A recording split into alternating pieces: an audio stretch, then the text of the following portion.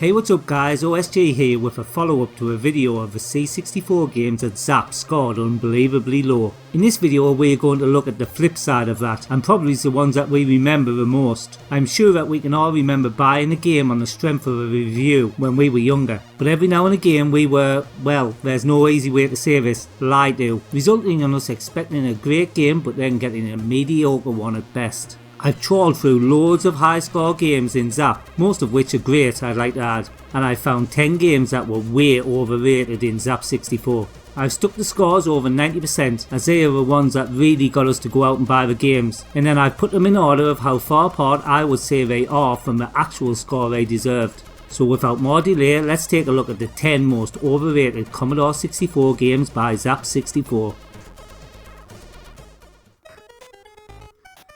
10th place is taken by Ball Blazer.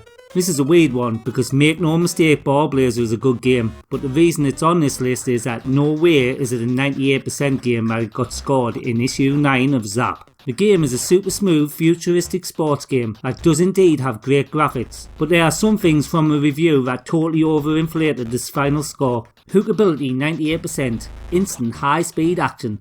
Well, that's not strictly true, yeah it's instant action, but for the first few goes it's quite confusing. Lastability is another 98% score, but really unless you had your mates around all the time this became pretty boring quickly. And the thing that really riles me the most is the phrase the best sports simulation yet. Well, Summer Games was a year earlier and Winter Games was also out, so that's just a false claim as those games were way better than this. My score will be 68%, giving a difference of 30%.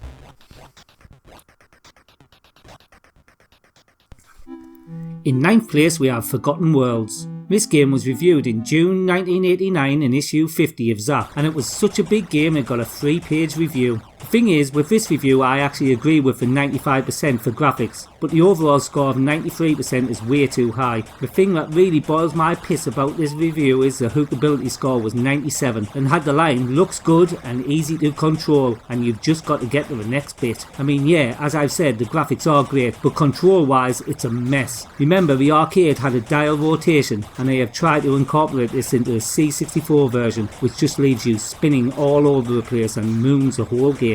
I would score this game 61% max just for the graphics and nostalgia, and that's a 32% difference from Zzap's score. 8th place is taken by Hercules. Reviewed in issue 17 of Zzap, the reviewers went nuts for this game, giving it a huge 92%. I really can't for the life of me see why they did that. It actually has two really low scores for graphics and sound, 21% and 20. They have a point too, as they were utter crap, but not as crap as the gameplay. I know there will be many sadomasochists out there who enjoyed this game, but for me it's just so tedious with the platforms disappearing underneath you unless you know the route, which has to be worked out through trial and error. Another thing that perplexes me is if you work it out by averages of the scores they give it, it only really should have gotten a 64%, which is still generous. For me, I'd give it a 59% tops, and that gives a difference of 33%.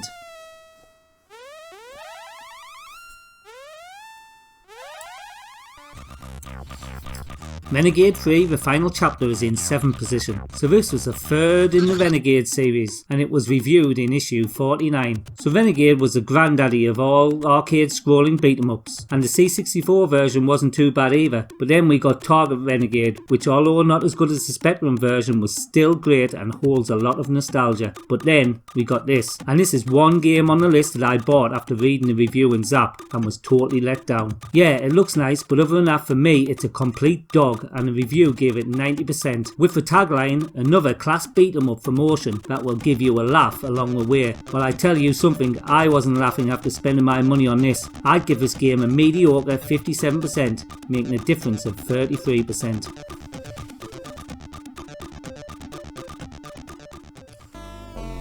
In 6th place we have Golden Axe. So Golden Axe is a game that needs no introduction. It's such an iconic arcade game and got ported to nearly every home system at the time. The game was reviewed in issue 67 of Zzap and scored a staggering 96%. To put that score in perspective, the reviewers in Zzap thought the Golden Axe was as good as Turrican in Turrican 2. When you put it like that, the high score is a total joke. Yeah, the graphics are pretty sweet for the C64, but the colours are so washed out and brown it gave those Amstrad bastards more ammunition to hit us with. But let's address the main problem with this game that totally spoiled the Golden Axe feel. One enemy on the screen at any time. Ridiculous that, and makes the game so boring and repetitive. My score for this game would have been around 63%, giving a difference of 33%. Fifth place is taken by Ferrari Formula One. This game was reviewed in issue 60 of Zzap and scored a massive 95%, so when I saw that I thought I'd surely missed this game out when I'd done the recent C64 racing games video, but then I played it and found out that it deserved nowhere near that score. The hookability quote made me laugh. At first it's hard to keep the car on the track, but the menus are very user friendly. Well, that's like saying a restaurant's food tastes like shit but the menus are nice. To put how much this game is overrated, they only give the great Grand Prix circuit 79% and that game blows this away in every aspect. My score for this would have been 58%, mainly for the graphics as the gameplay is horrible, and that's a difference of 37%.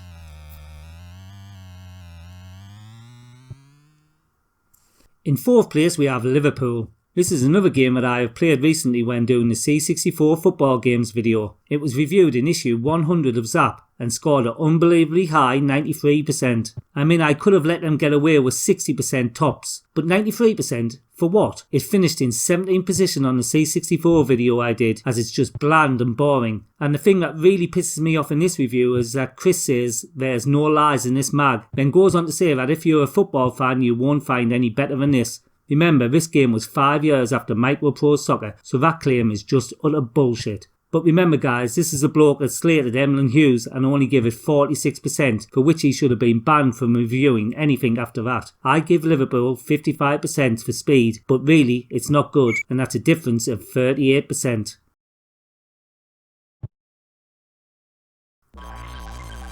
Operation Thunderbolt is in third position. Hot on the tails of Operation Wolf, this arcade classic was reviewed in issue 57 of Zzap, scoring a hugely deceiving score of 92%. I can only assume that this game wasn't played properly when reviewed because it's bad. To review this game you have to compare it to its predecessor, and Operation Wolf was way better than this crap and only scored 91%, which is too high. The game was re-reviewed in issue 78 and scored a more appropriate 45%, but by that time the damage had been done and loads of us naive kids had gone out and bought this on the strength of a high score.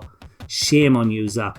Anyway, I would have scored this 49%, giving a difference of 43%. In second place we have Trolls. So this game was reviewed in issue 95 of Zzap and they totally went crazy for it, giving it 92%. It's another game that I think the reviewers may have only seen the screens or not had time to play it properly, because 92 was far too high. Graphically it's a 90% plus game with some of the nicest colours I've ever seen come out of a C64, but the gameplay, oof, it's horrible. I mean, I've read some reviews on Lemon that people saying you get used to it, but I can't get used to it. I truly don't understand why they will put so much work into a game and then get the gameplay totally wrong. The thing is that the review said the silky sweet and rumbuxily, which isn't even a word by the way, controls are the product of near perfect programming, which is utter shite. Anyway, I'd score this more like a 48%, giving a difference of 44%. And now, in first place we have the Jetsons. This was reviewed in issue 82 of Zzap, scoring 90%, and I can only think that it was reviewed after a heavy night out on the drink, because it's so far from mark it's laughable. Well, laughable unless you went out and bought it on the strength of the positive comments in the mag. Where do I start with this one? Well, there's no denying that it's nice looking, but that's where it all ends. The music quickly becomes annoying and you just find yourself aimlessly wandering around bored to tears. To be honest, I never liked the Jetsons cartoon, and I like the game even less, making this, for me, the most overrated C64 game by Zzap, as I'd give it a 35% score and a difference of 45%.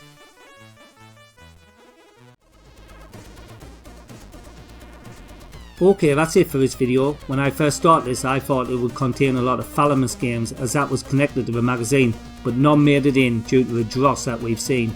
Please let me know in the comments below if you know of any overrated games in Zzap that I've missed, and if you haven't already, please like this video and subscribe to my channel for more great retro content. Also, if you're feeling flush, please consider supporting me on Patreon like these good folks going up the screen right now for nice perks like your name on the end credits and video requests. Till next time, this is OSG, signing out.